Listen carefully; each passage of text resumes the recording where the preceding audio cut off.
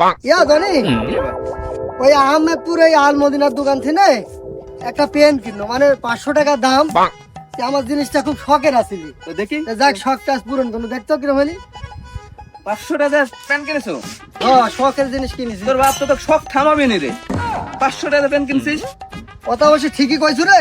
তো দাঁড়া, একটা কাম করি, বাপিক যা কবো 30 টাকা, তাহলে আর বাপ কিছু কবি না। হ্যাঁ তো চল, শখের জিনিস কি আর লাগবে না? আব্বা ঘাস কাটতেছেন? দাঁড়া কই গেছিল তোর হাতে ব্যাগ? আব্বা ওই আমোদপুর কিছু না একটা পেন কিনতে। কিরকম প্যান্ট কিনলু? প্যান্টটা দেখা।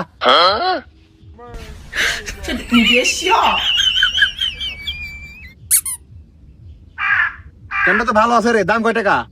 দাম কম আব্বা, ওই মাত্র 30 টাকা। প্যান্ট তো ভালোই কিনছিস রে, মাল তো ভালো আছে, এটা তো আমার পছন্দ হয়েছে, এটা আমি নিলাম। আর তুই এক কাজ করিস, আরো 3টা নিয়ে আসিস, ধর।